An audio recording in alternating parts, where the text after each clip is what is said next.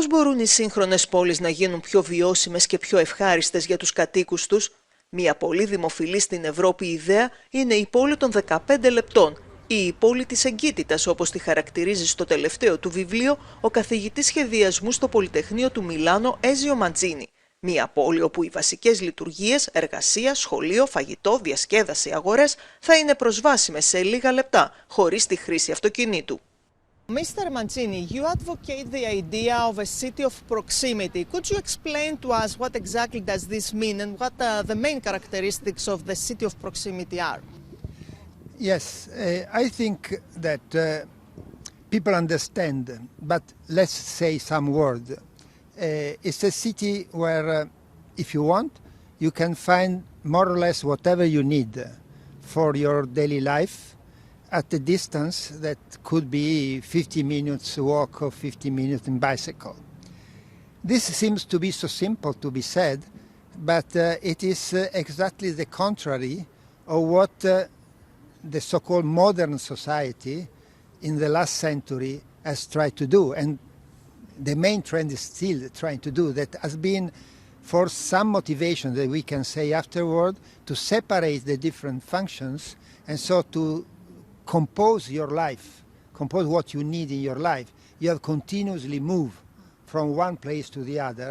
Why is it important to have things close to us? Well, there are two motivations that emerge very well using the term proximity. One is the most obvious, the one that everybody understands, is to reduce the traffic.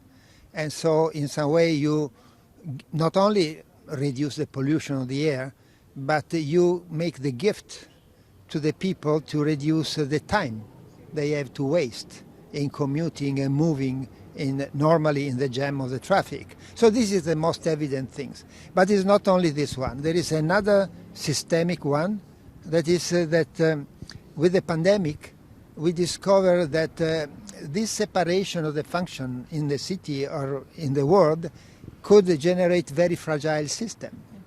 So the proximity means proximity system that have to be dense and diversified. And I will not go so much, but one of the conditions to have a resilient system is to have this kind of diversification.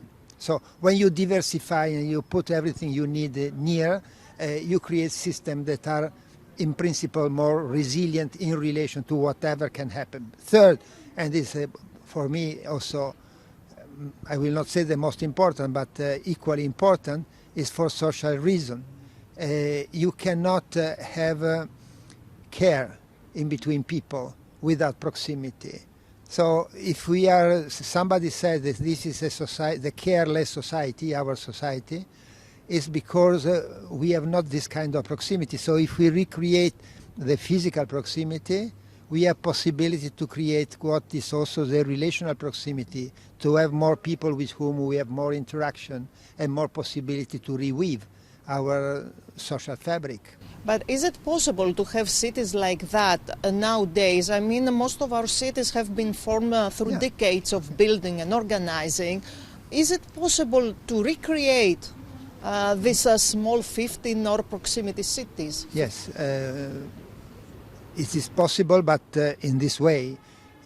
For 1 century there has been an attractor, that means a scenario that was attracting hundreds of thousands of people doing things, and they were going towards the city of separation.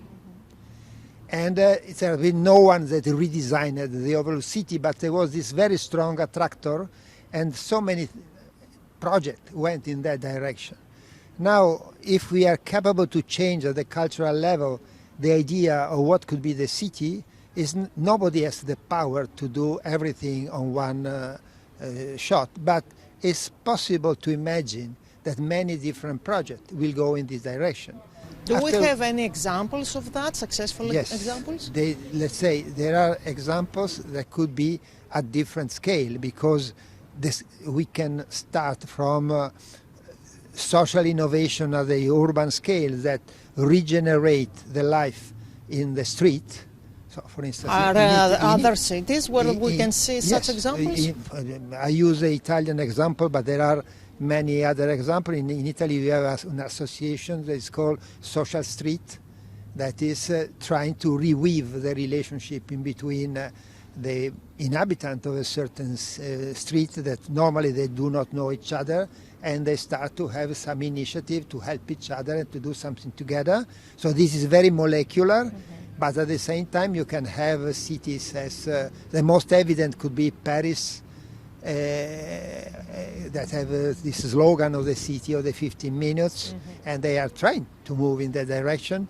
Or Barcelona, that have a beautiful project that is called the Superias, the super blocks, that also try to go in this direction with difficulties and contradiction. Because so solutions like that can be implied in cities like Athens, for example?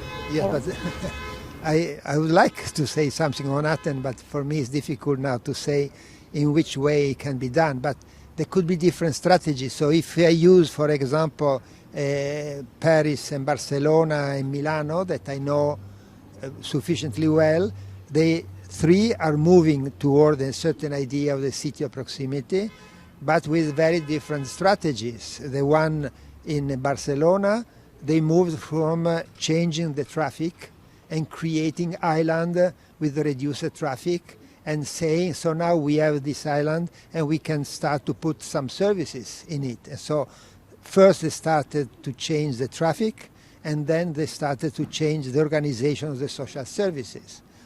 In Paris they have an idea, a very general frame that is called La Ville des Quarts d'Heure, and they have different initiatives that start to recompose things. As I said also before in my lecture, the school, they call the school has to become the capital of the neighborhoods. So around the school have to happen a lot of things.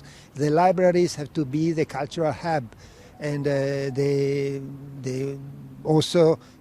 city function as the cleaning of the city, and also the police have been reorganized at the level of the quarters, so people know who are the one in charge for the cleaning of the, it's not a kind of abstract entity somewhere. So it's difficult. Each one of these policymakers that try to do it, the more that you move toward making big projects, the more difficult it is. So each one has to in some way balance what can be done with a small project that start to prepare the environment, and at a certain point what can be done at the level of the city. Ο Ezio Manzini βρέθηκε στην Αθήνα για την παρουσίαση του πρώτου κέντρου κοινωνικής καινοτομίας που θα λειτουργήσει στην Ελλάδα. Στόχος είναι η αντιμετώπιση κοινωνικών προβλημάτων με καινοτόμες λύσεις και άμεση συμμετοχή των πολιτών. Φεύγουμε από τη γραφειοκρατική προσέγγιση.